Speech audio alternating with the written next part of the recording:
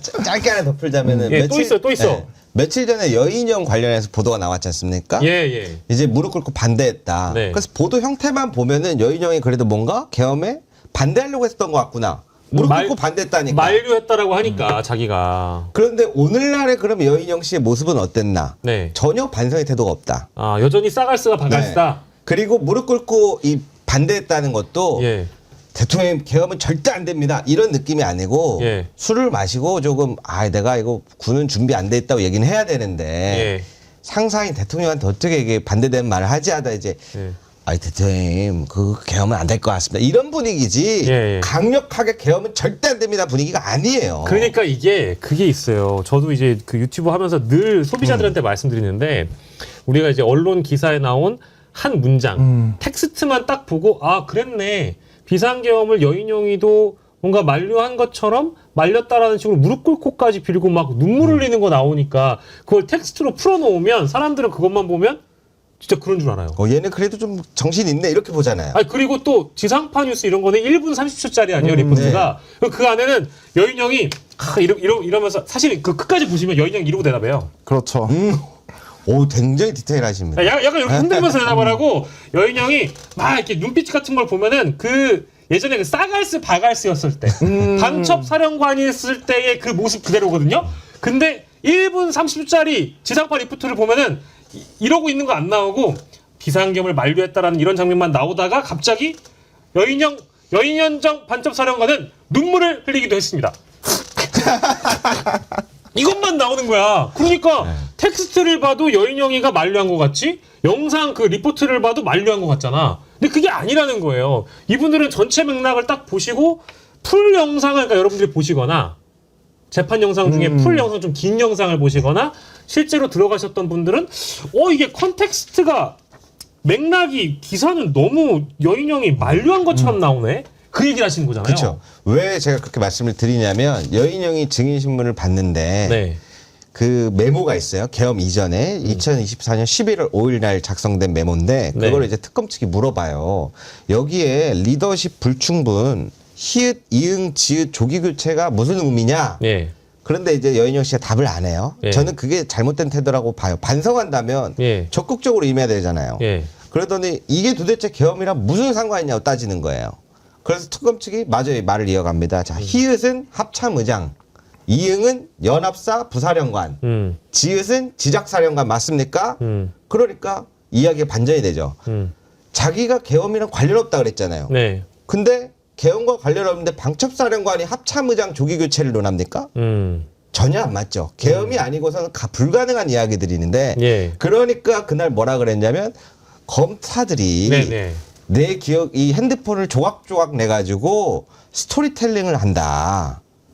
그 이야기를 했던 게 본인한테 굉장히 불리한 상황이라서 검찰들이 스토리텔링을 하고 있다라는 이야기를 하는 거예요. 여전히 반성을 안 하고 있는 거예요. 그렇죠. 그러면 이 관점으로 보면은 야 무릎 꿇고 반대하긴 뭘 반대 이 자식아 이렇게 나와야 되는 게 맞는 거죠. 여전히 싸갈스가 바갈스인 겁니다. 야, 여러분. 이 작전 굉장히 오만한 작자예요. 오늘 오전에도 여인형이 증인으로 나왔습니다. 제가 또 그걸 들고 왔는데. 자, 오늘 잠깐만. 오늘 방송이 너무 물 흐르듯이 흘러가고 있어. 우리 대본대로도 안 하고 있는데. 그러니까요. 너무 자연스러워. 깜짝 놀랐네, 내가 지금. 사실 대본 보고 좀 해줘야 되는데. 그러니까. 여인형 얘기를 해야 되겠네요, 그러면. 여인형 얘기 해주세요. 그렇죠. 네. 오늘도 여인형이 뭐라고 하는지 아십니까? 예. 이 변호인단에서 물어봐요. 계엄 당일날 어땠었냐? 네. 특별하지 않은 보통 평범한 날이었다. 예? 라고 이야기합니다.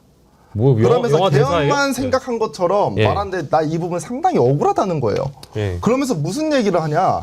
당시에 처장들 음주와 이 통신 축적상 대기하라고 지시를 내렸다고 하잖아요. 예. 우리는 그렇게 한 이유가 얘가 계엄을 일으키려고 그랬다고 지금 의심을 하고 있고 그렇게 생각을 하고 있잖아요. 예. 근데 뭐라고 얘기하냐? 예. 야 근데 그 지시 내렸던 애들 다 술도 먹고 했는데 무슨 계엄이야. 예. 그냥 보통 평범한 날과 똑같은 지시였기 때문에 네. 이 나의 부하 군인들이 술을 먹었던 거야. 평범한 날에 술 처먹었다는 겁니까? 그렇죠. 어쨌든. 평범한 날에 술 처먹었다는 얘기예요. 예, 이렇게 예. 주장을 하는 겁니다. 예. 이게 상당히 충격적이라는 거죠. 네. 그게 뭐가 평범한 거야? 평범하지 않은 거죠. 근데 네네. 본인은 통상적인 그냥 날이었다. 나는 계엄을 몰랐다라고 하는 것을 주장하고 싶은 겁니다. 예, 여전히 반성을 하지 않고 여전히 있다. 전혀 방송을 하지 않고 있다라는 거죠. 예.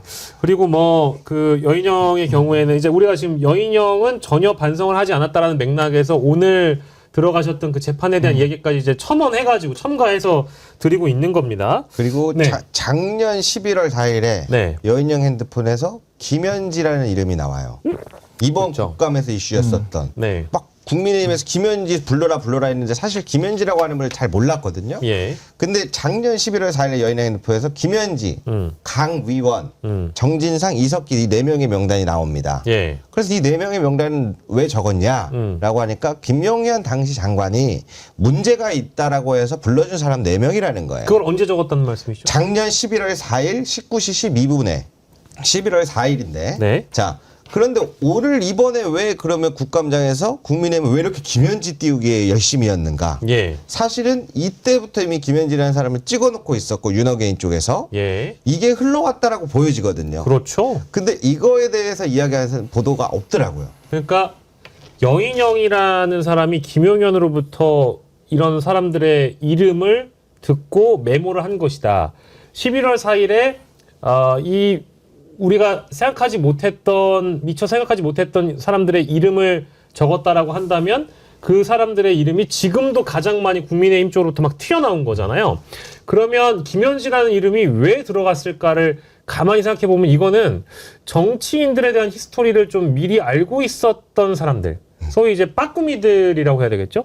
그런 사람들로부터 김용현이 이 명단을 받아가지고 여인영한테 불러줬을 것이다. 새로운 내용이 나왔다는 말씀이죠? 예, 그렇습니다. 그러니까 오늘날에 이게 중요한 포인트다. 네. 계엄 때는 이 사람들을 가지고 어떻게 네. 하려고 했을지 모르겠지만 이제 많이 나오는 추정이 네. 이 공통점이 이제 이석기 전 의원 빼고는 이재명 성남 시절의 최측근이라고 불리는 사람들이거든요. 네. 이 사람들을 간첩으로 몰라고 해서 잡으려고 했을 것이다. 네. 이러한 추측이 가장 많이 나오는데 계엄이 실패했지 않습니까? 네. 그럼에도 오늘날 국감을 앞두고서 국민의힘에서는 김현지 띄우기를 계속했던 거는 지금 이게 이어져 오고 있다라고 보이는 게 합리적이라고 지금 이야기를 드리고 싶고요. 예.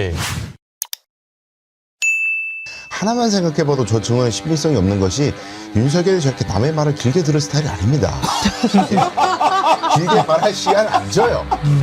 장황하게 우리 군이 준비가 안 돼 있고 계엄 훈련이 안 돼 있고 우리가 건질 수 있는 가장 중요한 것은 윤석열은 우발적으로 경고성 계엄을 한 것이 아니라 적어도 5월에 비상대책을 운영했고 계엄에 대해서 이미 얘기가 있었다. 계획을 했다. 어제 재판 볼만했습니다. 이제 여인영이 나와가지고 물론 예상했던 대로 증언을 거부하지요. 저 증언을 거부하다가 갑자기 작심한 듯 이 얘기는 해야 되겠습니다. 라면서 나는 그때 반대했다. 그러면서 이렇게 이야기를 하는데 어떤 말이 와닿았냐면 대통령이라고 하는 자가 계엄도 모른다. 그 얘기를 하는데 아하. 왜 하는지 알게 됐어요. 그 전에 윤석열이가 홍장원 차장을 공격하면서 그러니까 윤석열은 자기 살 길만 생각하면서 막 말을 마구 합니다. 그러면서 여인영 수사의 숫자도 모르는 놈이 막 이렇게 이야기하지 않았어요? 그걸 듣고 누가 기분 좋겠습니까? 에라이 그래 이제 너 살 길 가고 나 살 길 가자 이렇게 하는 것 아니겠어요? 윤석열이가 제 살 길 찾는다고 막 하다가 했던 말들 가운데 참 우리 국민들을 더욱 처참하게 만든 말들도 많이 있지요. 이제 외국에 나가는 거 한덕수 총리한테 맡기는 거 그 얘기하면서 뭔 얘기했습니까? 가보니까 조금 산다고 어떻게 하고 좌파 지도자만 나오고 그게 한국전쟁 때 우리나라를 돕기 위해서 와줬던 그 나라들에 대한 태도입니까? 그런 자가 대통령 자리에 있었다는 게 참 너무나 처참하고 부끄러웠지요. 자, 아무튼 여인영이 이렇게 털어놓으면서 이제 우리가 직위원 많이 걱정하지요. 그렇지만 직위원인들 어떻게 하겠습니까? 이렇게 쏟아져 나오는 증거들 앞에서 먼저 여인영 발언을 한번 들어보시죠. 대통령께서 나라 걱정, 시국 걱정 그런 게 쉽지 않다. 이런 공감도 하셨습니다. 그 와중에 계엄 이 얘기도 나왔습니다. 그래서 제가 그 얘기를 가만히 듣다가 속으로 무슨 생각을 했냐면 국군 통수권자이신데 지금 군이 계엄에 대해서 어떤 상황에 있고 어떤 인식을 갖고 있고 어떤 훈련이 준비가 돼 있고 하는 것을 전혀 좀 모르시는 것 같다는 생각이 들었습니다. 군의 실태를 말씀드렸습니다. 군은 전시가 됐던 평시가 됐던, 제가 판사님 군대 생활 36년 했습니다. 계엄 훈련 한 번도 안 해봤습니다. 그 할 필요가 없거든요. 저희들 뭐 생각에 뭐 사회 질서가 혼란하고 그러면 군이 동원될 거라고 뭐 그렇게 사람들 생각을 하고 뭐 그러시는데 정말 천만의 말씀입니다. 육군이 판사님 몇 명인 줄 아세요? 30만 명입니다. 30만 명. 경찰이 몇 명입니까? 10만 명이 넘습니다. 그럼 개전 초기에 계엄령이 발령되는데 육군 30만 명 중에 계엄령에 동원될 사람 아무도 없습니다. 계엄령에 동원될 사람 하나도 없고 다 전방 가서 전투하기에 바쁩니다. 그런 실태를 제가 대통령한테 말씀드린 겁니다.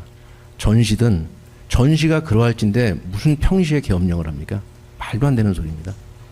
훈련해 본 적도 없고 계획도 없고 단 한 번도 그런 거 준비해 본 적도 없다. 그래서 아무리 헌법이 보장한 대통령이 갖고 계시는 비상조치권이라 할지라 그래도 군은 불가능합니다.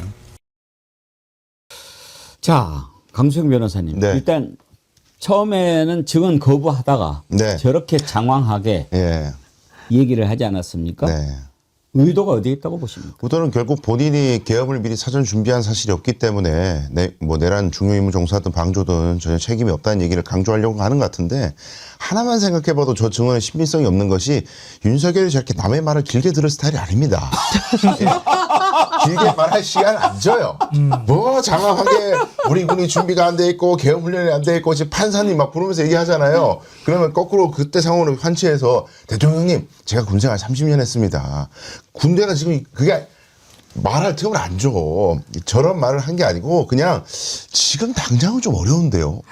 5월이라고 하잖아요. 작년 저 예. 때가 한 5월 무렵이라고 하니까 지금 당장은 준비가 안 돼 있는데 지금은 좀 뭐 요 정도 얘기했을 수는 있겠지. 예, 예. 그러나 뭐 장황하게 계엄 훈련이 안 돼 있고 군 실태가 어떻고 저는 설명해 줄 기회가 없었을 겁니다. 한 방에 정리가 되네요. 네.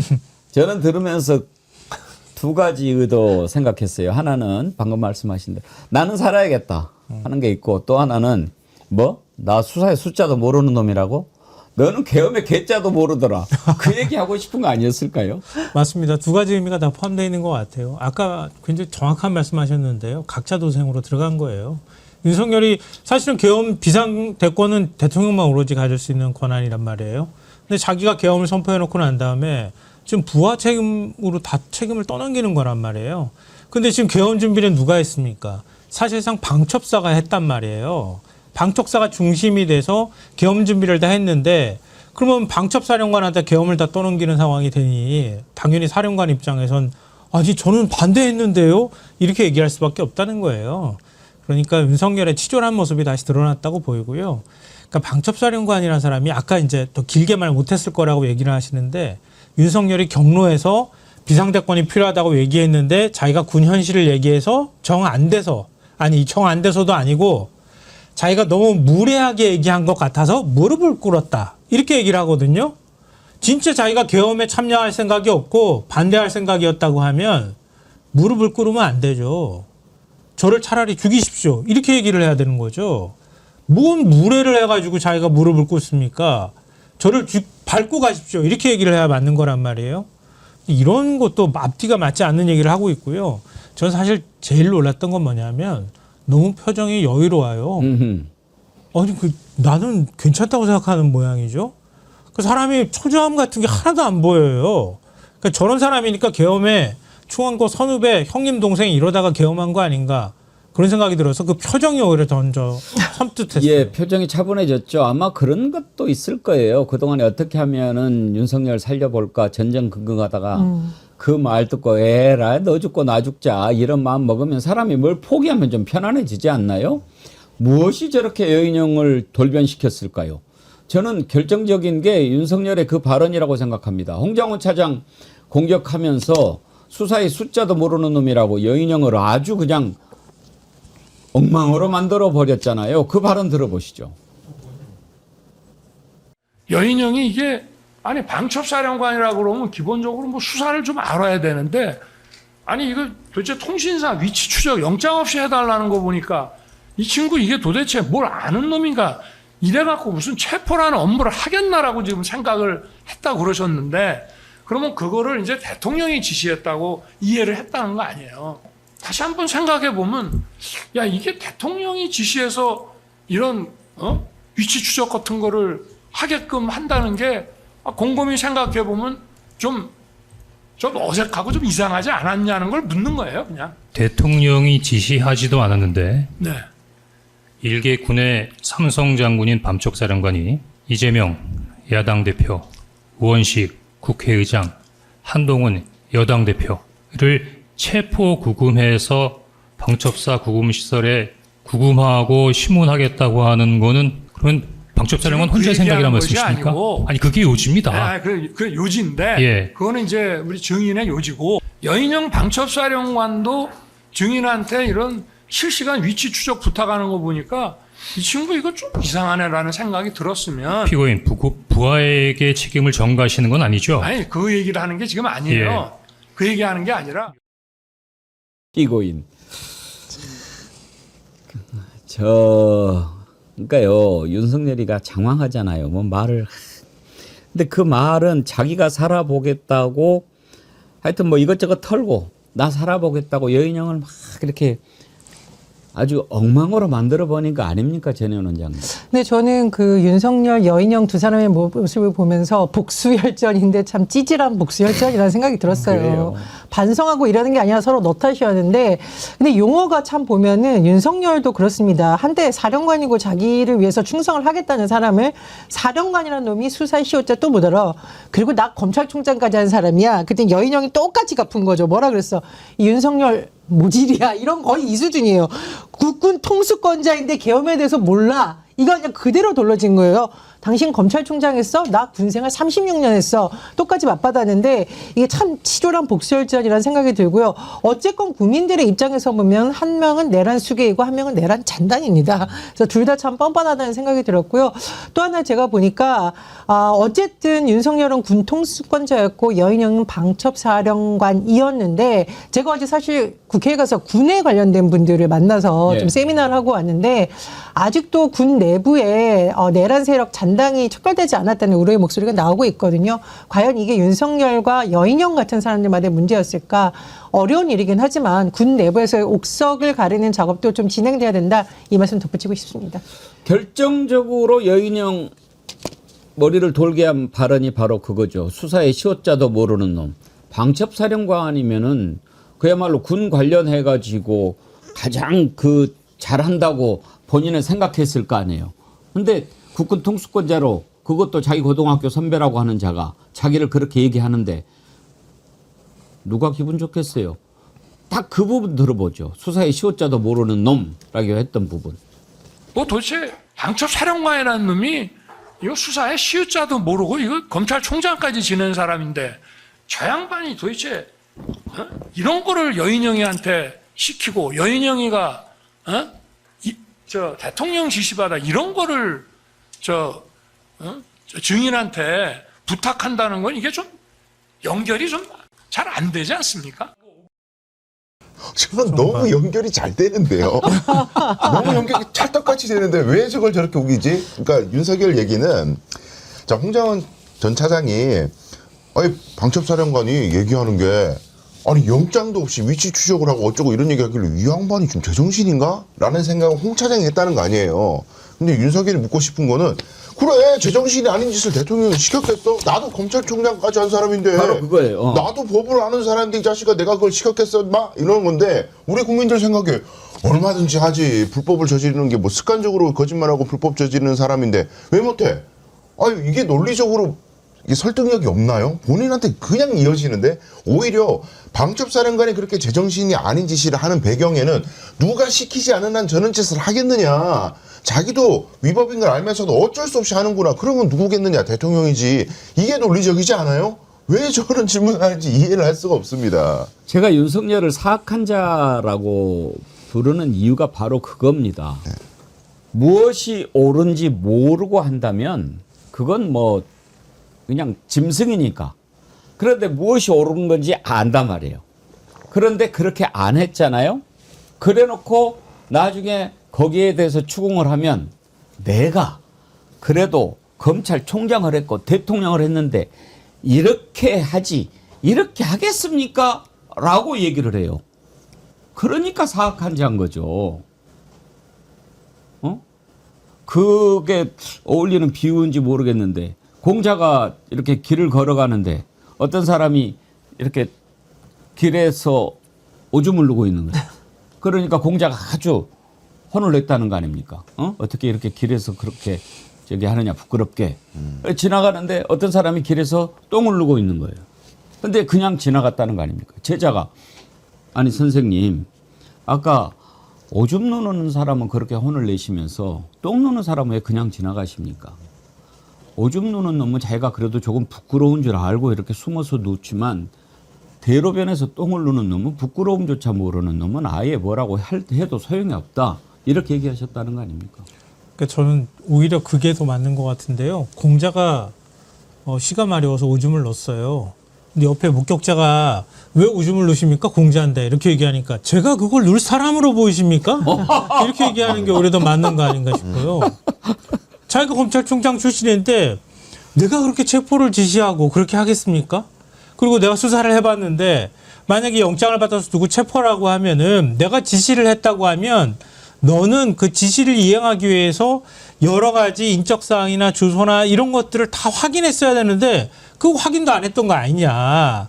이렇게 얘기를 하면서 그러니 나는 그런 지시를 내린 적이 없다. 이렇게 지금 얘기를 하고 있단 말이에요. 심지어요. 이제 전 아까도 말씀드렸죠. 여인영에 대해서 신뢰 안 합니다.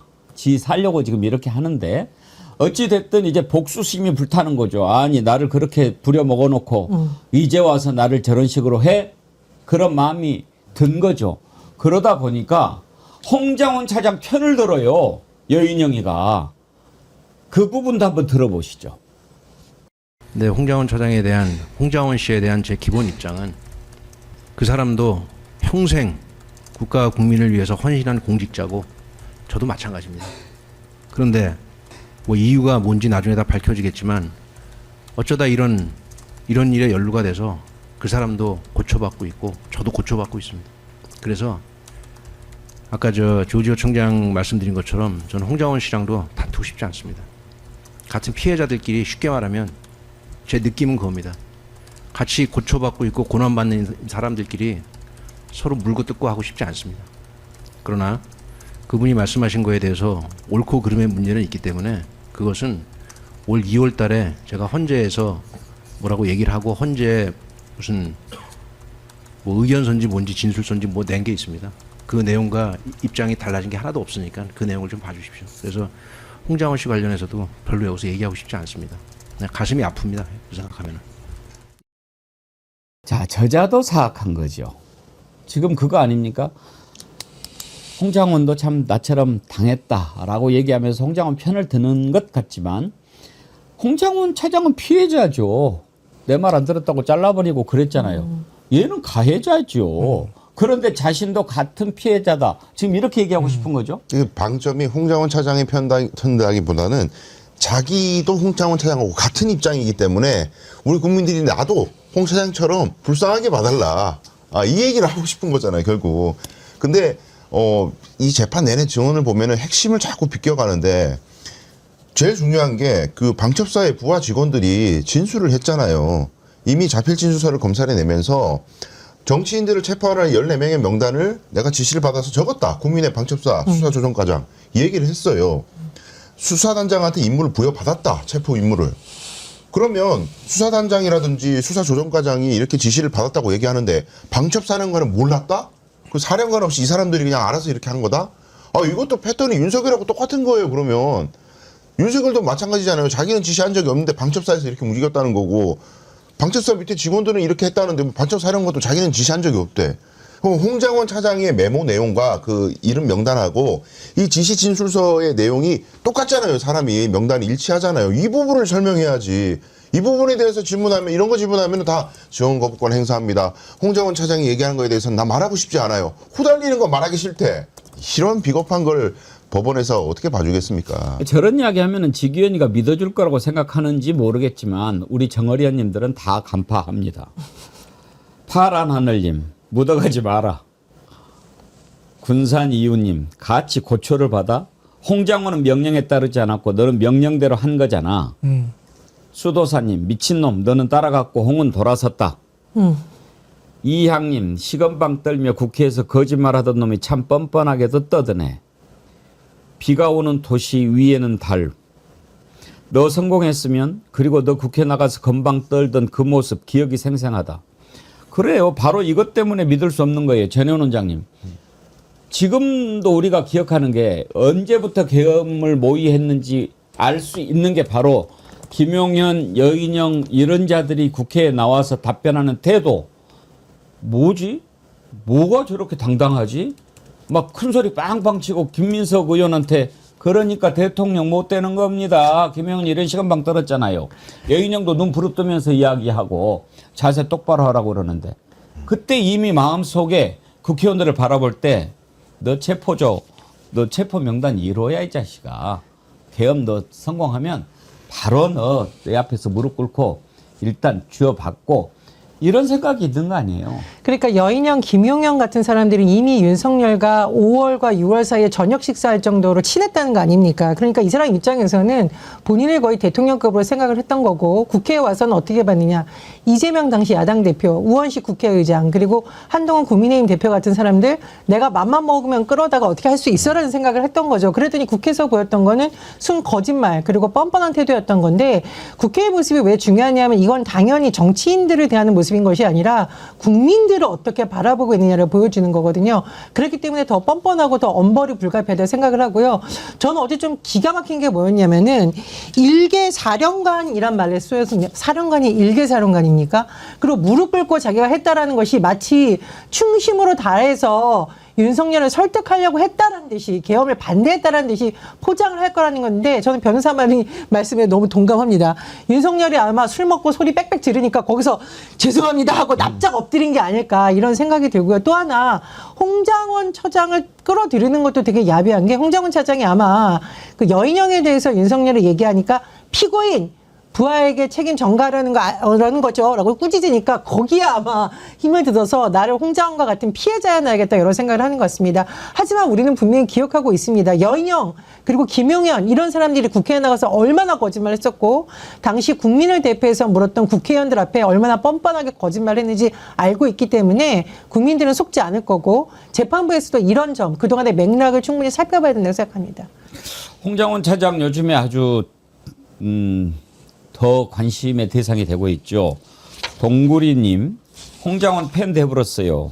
하루 종일 홍장원 윤석열 매기는 쇼츠 보면서 힐링하는데 이 중독을 어떻게 고치죠? 동구리님 저하고 같은 중독 증세를 보이고 계시군요. 정말 요즘에 홍장원 차장 하는 거 보면 정말 저런 게 베테랑이구나. 이렇게 답변하고 다른 질문을 던지면서 진술을 끌어내기까지 하더라고.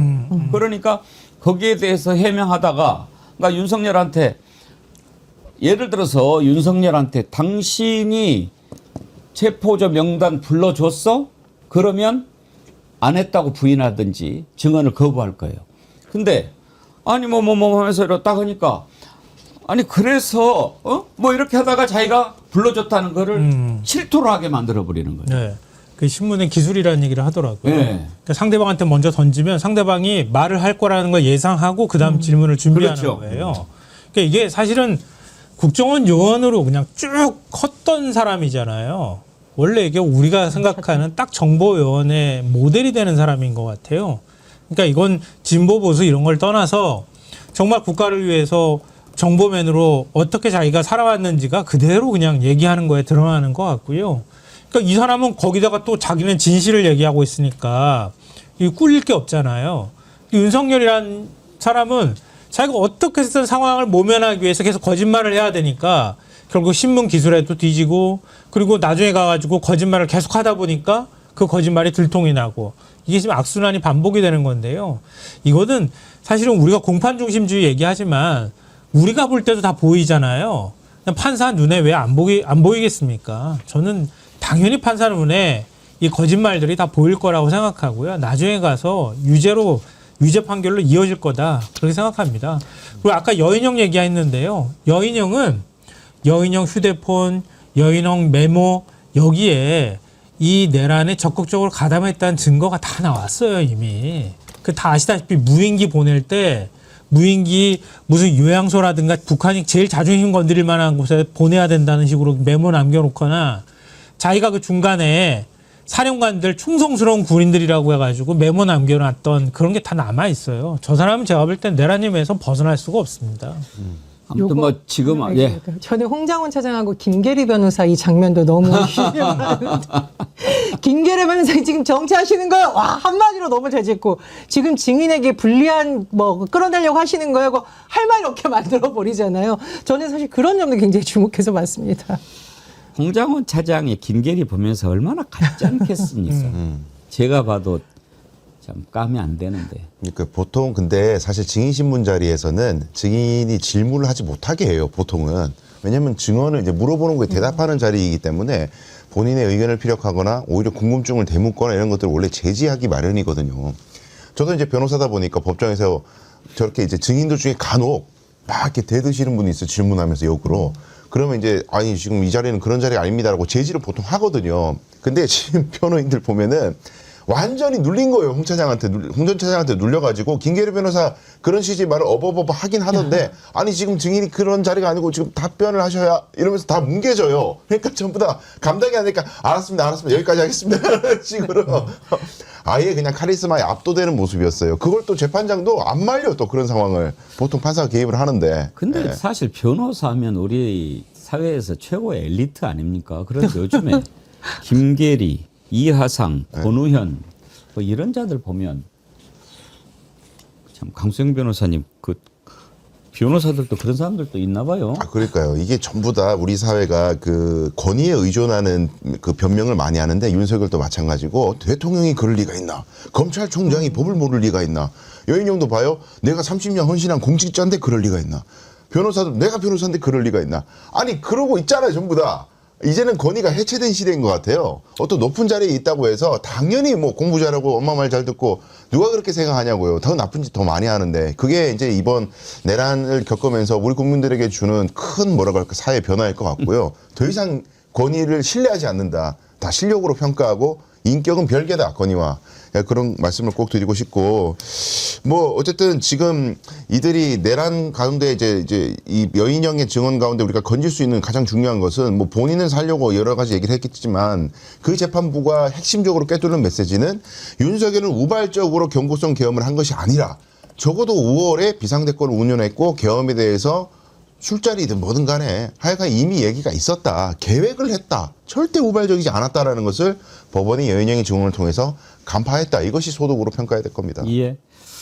락님께서 아주 재밌는 글 주셨네요. 김계리 얘기하시는 거죠? 걔는 눈을 왜 그따위로 뜨죠? 정말 와닿네요. 이렇게 지금 추접스럽게 더러운 모습들을 보이고 있잖아요. 우리 국민들은 그런 게 좀 있어요. 아이고 참 그래도 이놈아 너네 학교 선배고 너 어떻게 해서 방첩사령관 됐고 그러는데 그런 모습 보이냐 이렇게 생각하는 분들도 있어요. 죽을 때 떳떳하게 같이 죽어야지 그 이제 지 살겠다고. 그런데 윤석열이 그렇게 하는데 홍장원 여인형이 그렇게 안 하겠습니까? 서로 이제 바지가랑이 잡고 같이 불구덩이로 들어가는 겁니다.